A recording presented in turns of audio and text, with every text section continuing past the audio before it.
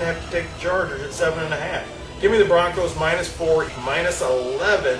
Go ahead and give me the Packers at home. Give me the Colts +2.5 at home. I'll take that any day of the week. I love that play, actually. Give me the Ravens -3.5 on the road at Cleveland. -10.5, give me the Texans.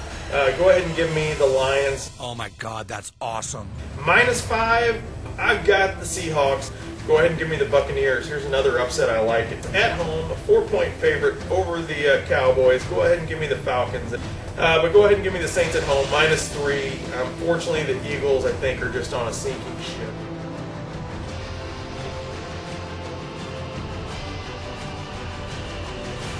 I'm taking the Chargers also at home. Yeah, I'm taking the Broncos also. Yeah, I'm taking the Packers here. Yeah, I'm taking the Ravens. Yeah, I'm taking the Texans at home. I'm going to take Carolina to cover here, but I'm going to take Detroit to cover. So give me Chicago to cover here. I like Tampa here to go and get a win here. Yeah, I'm going to go with Pittsburgh here. Yeah, I'm taking the Falcons also, but I'm going to take New Orleans to cover.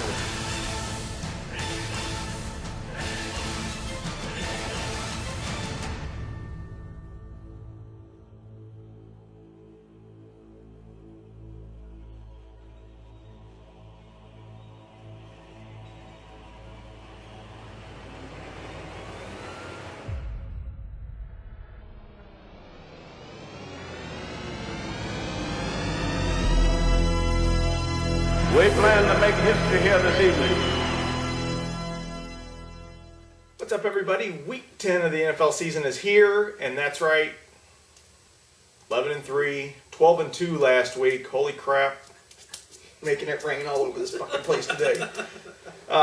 What's funny about it, we do these videos on Wednesday. Obviously, things change when you lead up to Sunday morning.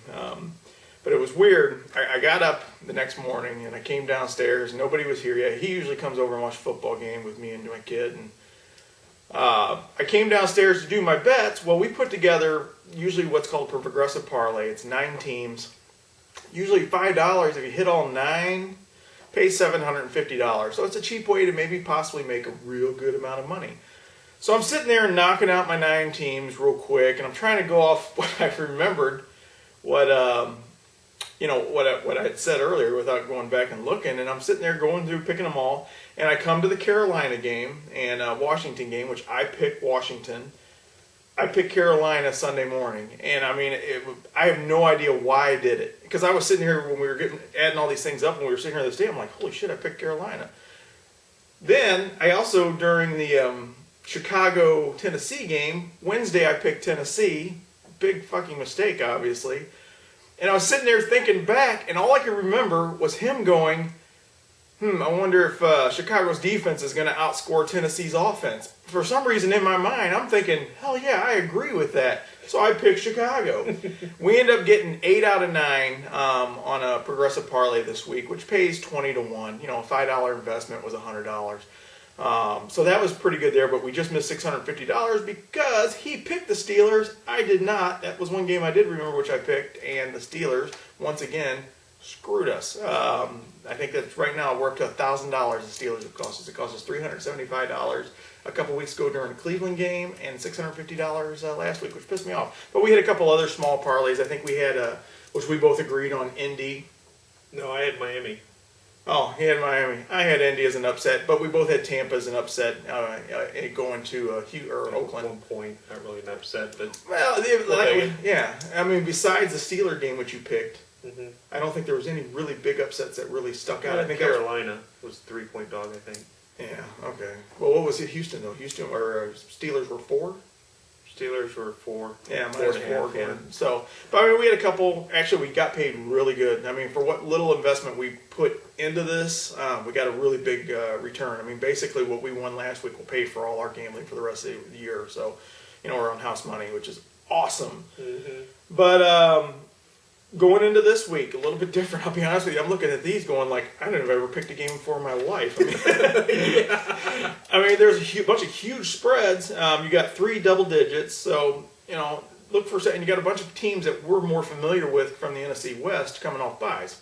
Well, usually my theory is coming off a bye week, I'm going to give that team an advantage. Unfortunately, a couple of teams are playing each other coming off of byes. But let's go ahead and run this down. Colts going to Jacksonville. The Colts are, I think, on a 3-game winning streak, if what I just saw was right. And the Cats, like, screw it, I'm not even waiting around. But go ahead and give me the Colts, minus 3.5, no MJD. Jacksonville's on shaky ground here for a while. I really think they're another team that's kind of, I think, realized that it's not going to happen this year. The Colts are a playoff team, possibly. I mean, I think they said it. Yeah, right now, I think they said they're a playoff team. Yeah. Give me the Colts. They're riding some kind of high right now. And Andrew Luck's just being what they thought he'd be. So. Yeah, I'm going to take the Colts also. They really impressed me last week. I really thought Miami was going to win that game. You and everybody else. We got a lot of people saying, Miami going to win. Yeah, and I look back and go, is it smoke and mirrors? I mean, what am I missing here? I know Luck's a good quarterback, but I just keep waiting for him to kind of stumble back with some of the youth they have. But they keep doing it. You're going to Jacksonville. Like you said, the injury to MJD has just made that a one-dimensional team. You know, Jennings maybe had, 47, 50 yards rushing last week. Yeah. I keep thinking it maybe with some of the receivers they have. You got Laurent Robinson coming back, but I got to take Indianapolis to cover 3.5. Of course, this is a Thursday night game, so. Hey, we won a Thursday night game last week, we so did. We're on a roll. Good point. Next up, we got the Patriots coming off their bye, coming off their ass kicking of the St. Louis Rams. Minus 11 against the Bills. Now, this is 2 weeks in a row the Bills have been double-digit dogs. Go ahead and give me the Patriots. They've had an extra week to prepare. Jet lag should be gone. And the Patriots, from what we saw personally with the St. Louis Rams, are assholes, and they will run up the score. So give me the Patriots minus 11. I would initially, when I looked at this, I was going to take New England. I thought back to the game earlier this year. I know Buffalo got to an early 21-7 lead. And then New England kind of started rolling, and my gut said take New England. For some reason, I'm taking Buffalo in the 11 points here. They played New England once, divisional game. Buffalo can move the ball, and the one thing about New England, even though St. Louis only scored 7 points, it's not a great defense. Obviously, I think New England can score with anybody, but I like Buffalo to be able to hang in here, maybe 10 points, but enough to cover. So give me Buffalo. And next up, we have the Giants, who pissed me off royally. Thank you, Eli Manning, for not showing up. Going to the Cincinnati Bengals. The Bengals are a 4-point dog at home. Normally, that big of a number with a decent team I like, but the Bengals, as we've seen, this is another team last week where people were like, Cincinnati's going to beat the Broncos. I got news for you. The Broncos are good. Yeah, they are. The Giants, this isn't a must-win, obviously, but I really see it to them being a must-win. -4, go ahead and give me the Giants. Hopefully Eli Manning shows up and throws the ball like he can. Yeah, it's not going to be a must-win in their division. No. Dallas, Philadelphia, and Washington right now. I mean, it's but they're definitely, I think, the better team here. Cincinnati obviously have A.J. Green, but coming off a loss, Giants always seem to rally. I think they were all coming off a loss when they went to San Francisco, won 26-3. So I'm taking the Giants to cover with the 4 here. And next up, we have the Buccaneers, whose stock is rising, playing the San Diego Chargers at home. The Buccaneers are -3 at home. The Buccaneers' DR offense is, wow. I mean, they really turned it around. Josh Freeman is now a member of the St. Louis SAC because Aaron Rodgers is on a bye. And so he's going to have a great game, hopefully. Phillip Rivers and the Chargers' offense is just not very good. And I like the way the Buccaneers are playing right now. Coming back home, San Diego, I guess, making the long trip across the country. Give me the Buccaneers -3.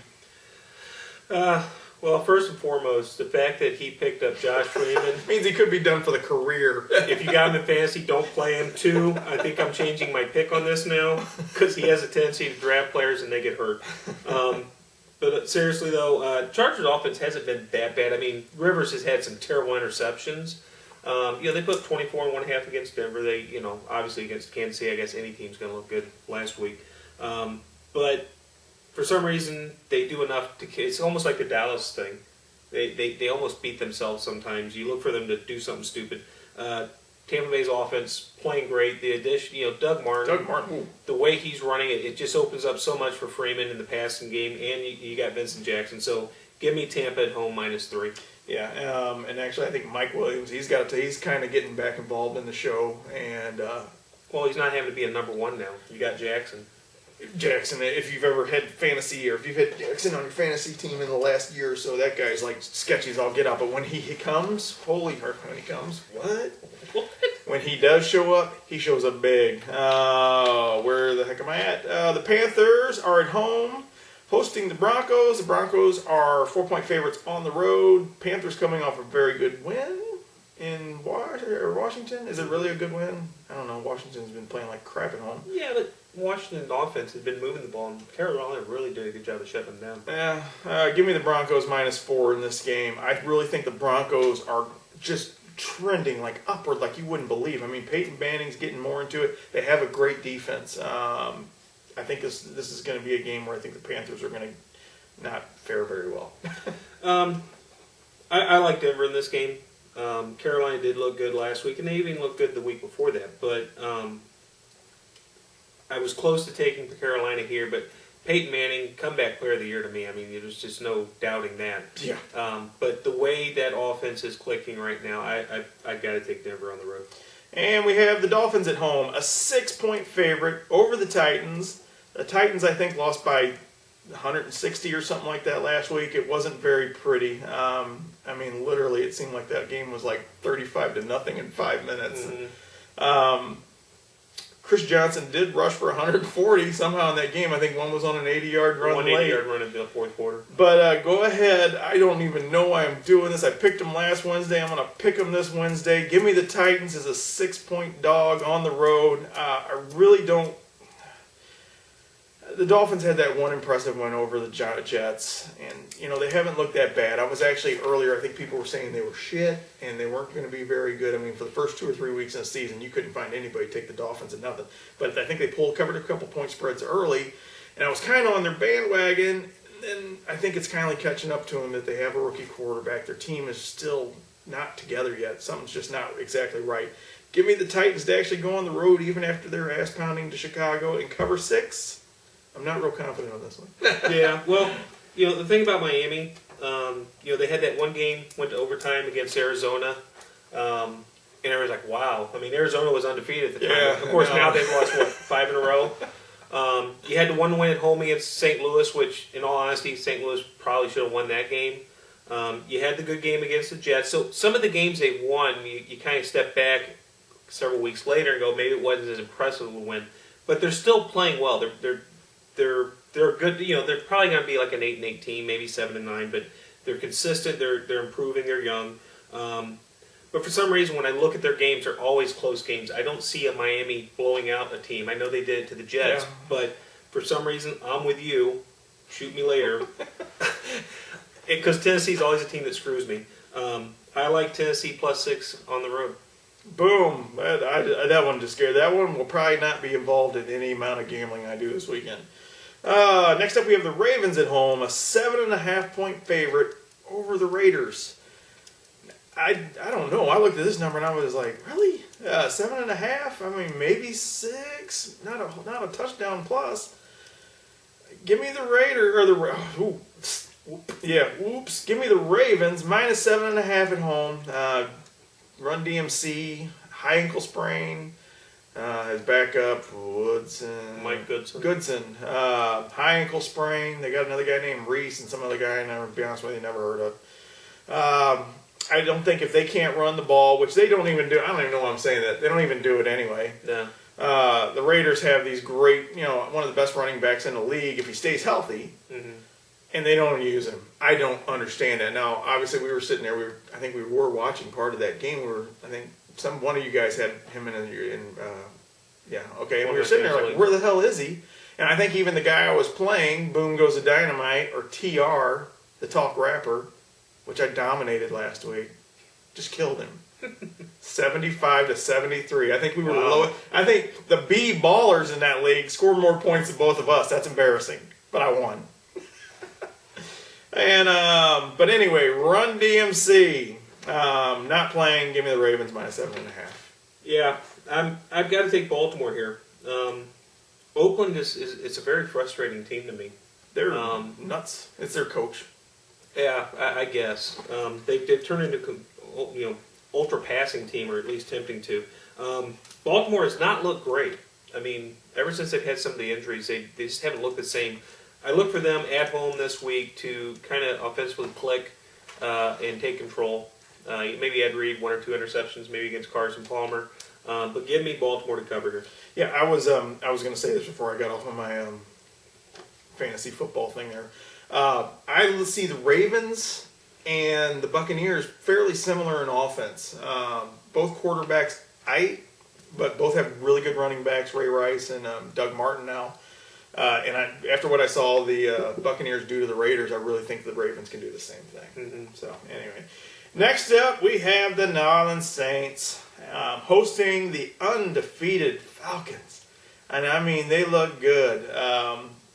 Spagnuolo, the defensive coordinator for the Saints, I think has given up 500 freaking yards every game for the last 3 or 4 weeks. Look for the Falcons to go in there and just throw that ball and I think really score big. I think this could be like literally a 38 to maybe 28 game, something like that. Go ahead and give me the Falcons on the road as a 2.5-point favorite. Yeah, I like the Falcons here also. Roddy White, Julio Jones. Too much. Yeah, you throw in a Tony Gonzalez. I just look for them to be able to throw all day against New Orleans. And New Orleans will score. Yeah. But I like Atlanta to cover 2.5. And next up we have the Seahawks at home hosting the Jets. Obviously the Jets have had a little time to think about what happened to them against Miami a couple of weeks ago. But going up to Seattle, I really think the Jets got problems. Last year I was really on Mark Sanchez thinking he's not a good quarterback. Well, he's not a good quarterback, period. And Tim Tebow's not their answer either. So I don't know what they're going to do. -6, the Seahawks, I think, at home can cover the spread. Yeah, last week I took Minnesota at Seattle, and it didn't happen. And I should have known better. But Seattle at home, it's a big point spread for me. These aren't teams that are going to blow you away on the scoreboard. That was the same as Minnesota's -5. Five. -5. Okay. But I'm going to take Seattle here. I agree. The offense for the Jets is just I don't know what they're going to do this year. Very inconsistent. They definitely need to upgrade. So give me Seattle at home with the crowd. And next up, we have 2 teams that are just trying to get it together. The Eagles hosting the Cowboys. I think as we were sitting here watching that game against the Falcons last week, you mentioned something. The Cowboys have the talent. The talent is there. I think when they found out that Sean Payton's not got a job next year for sure, I think Jerry Jones, with a guy living in his town that doesn't have a job, his ears perked up really big when he found out that Sean Payton didn't have a job. And I really think their coach is not very good, but they've got the talent. Look for a little bit of a comeback this week. Give me the Cowboys over the freaking Eagles that can't fly right now. Yeah, I'm going to take Philadelphia. Oh. I look at them. That game this week against New Orleans, 28-13, but they moved the ball. They got down inside the red zone 4 times and had an interception return for a touchdown, 2 field goals, and I don't even remember what the 4th one, but they didn't score. They only scored 6 points. But they were moving the ball. They can move the ball. At home, I've got to go with Philadelphia. Cowboys have the talent for some reason. Something happens. They shoot themselves in the foot and they lose games. It's just they're not clutch. It's what it comes down to. That's exactly what I was thinking about the Eagles. Yeah, you can say it about both teams, but since Philly's at home, give me Philadelphia. Oh, then next up we have our St. Louis Rams coming off their bye week, traveling out to San Francisco, who, last year, whether 2 weeks ago, played played Arizona, wasn't it? Wasn't that the Arizona game? And really just killed them. And this is a really tough stretch for our Rams. So we've had the Green Bay Packers, and we had our home game over in London. It's a freaking joke. Against the Patriots, not very good. And here's the 3rd one in a row. Nobody planned on us winning these 3 games.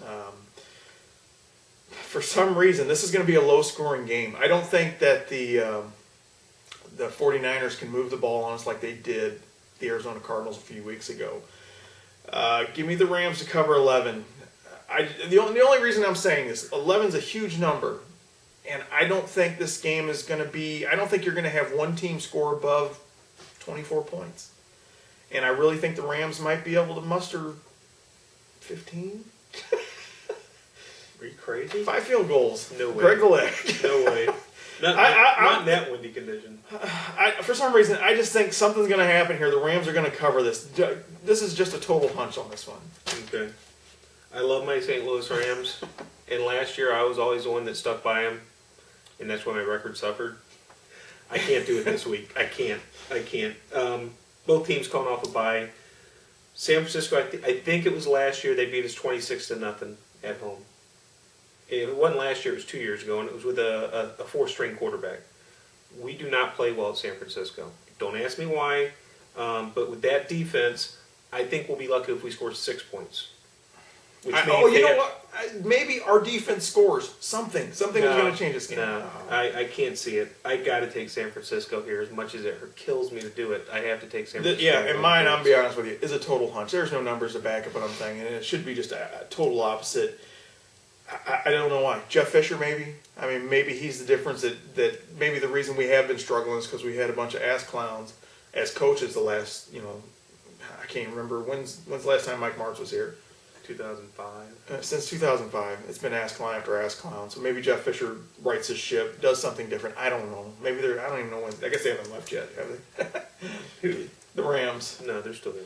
Oh, next up we have a really good game. I'm actually looking forward to this one. We have the Bears and the Texans. The Texans are a 1-point dog on the road. Give me the Texans. Reason being is I know the Bears put up a really big number, but their defense put them on a really short field all week or all day.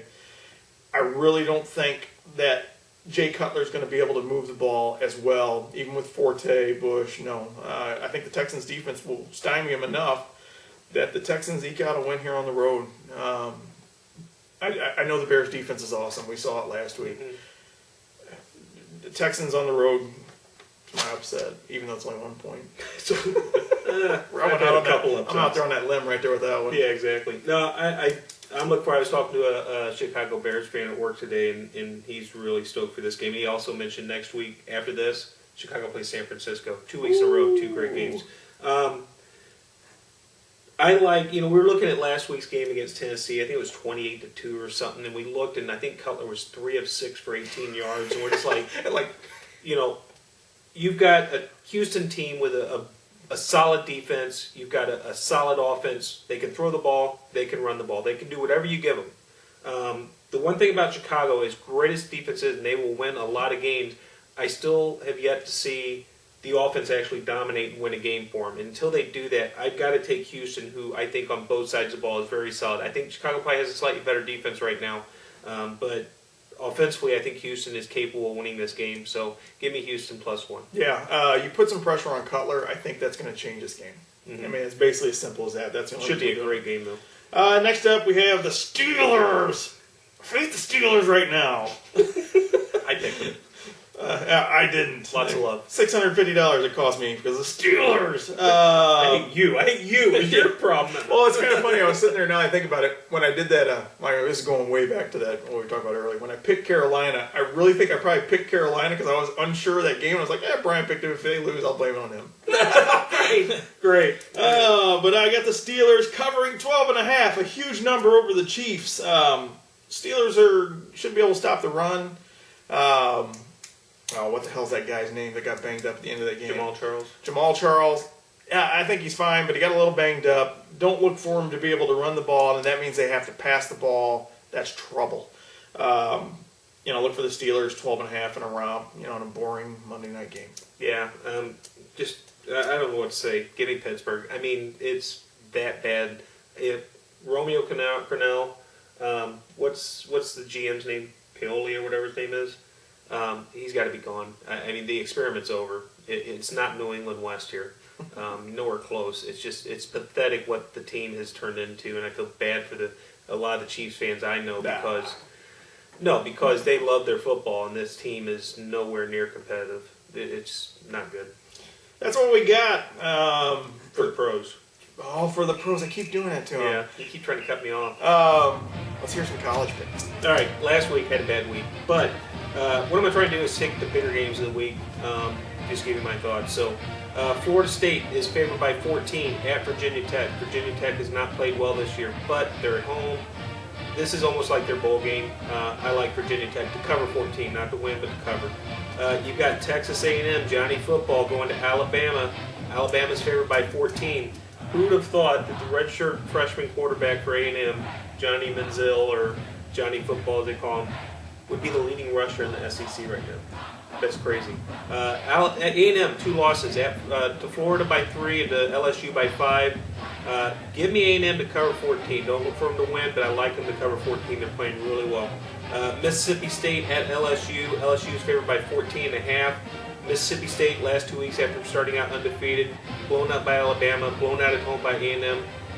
Even though LSU's offense scares me a little bit, give me LSU to cover 14.5. K-State favored by 7 at TCU. TCU's played some good games. They lost by 3 to Tech at home. They beat West Virginia on the road. K-State, you don't know if Colin Klein's going to be healthy, but they say he will play. This is probably the last roadblock for K-State to possibly go undefeated.